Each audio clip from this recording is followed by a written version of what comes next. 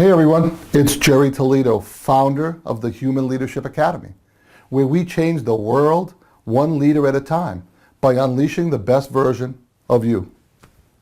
Thanks for tuning in to today's leadership lesson, where we'll cover a question from Sean. So Sean writes, how do I get someone to dedicate time and contribute to my project when they don't work for me? They're assigned to my project, but they have several other projects as well. I've tried everything, but I can't get them to really dedicate time or fully participate in the project, at least not in a sustainable way. They don't work for me, so I can't force them. I'm afraid if I go to their boss, it will make matters worse. Please help. That's a great question. It's something that happens all the time in matrix organizations, where you have people from multiple groups working on one project. I'm sure there's many of you out there that have experienced this as many times as I have. So let's start by first appealing to their sense of higher purpose. It's important to understand that in general, people want to feel like they're a part of something bigger than them. So it may help your cause to convey that they really aren't doing you a favor. They're helping the team and contributing to the project goals and ultimately the company vision. You can make a stronger case when it's something that doesn't ultimately benefit either party and is part of the grander scheme. Second, you want to persuade to aid. What I mean is to find a clever way to influence their behavior. I don't mean in an underhanded way, but sometimes we need to be creative in order to serve the greater good. If you're a project manager or a peer, you can say something like, I know you're on several projects, so you must be really busy, but we could really use some of your expertise with this particular issue.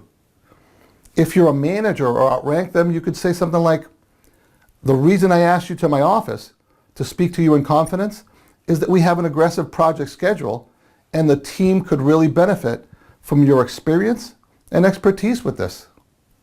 I would really appreciate it if you could help them out on this. So the benefit of this approach is that they'll think it must be really important if a manager is speaking to them in confidence and bringing them into this inner circle.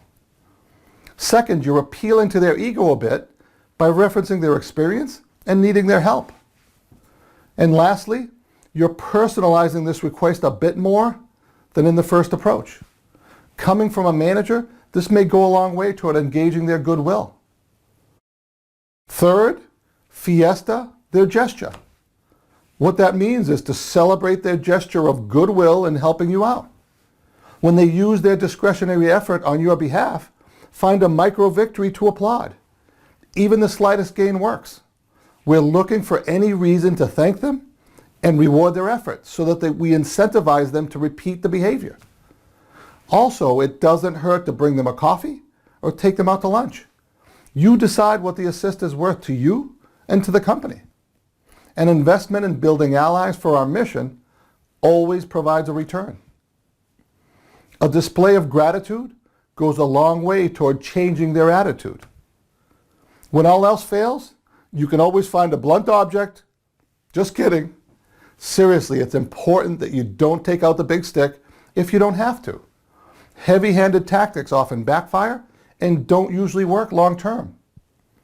So Sean, thanks for the question. I hope it helps your situation, and keep the questions coming. Did you like this video? If you did, then please leave a comment below. Maybe you have a different perspective on the subject. We'd love to hear your insights. Please join our channel on YouTube, like us on Facebook, and go to gerrytoledo.com to receive more free leadership lessons each week. We often send out free content that may not be on our other forums, so be sure to join our email list.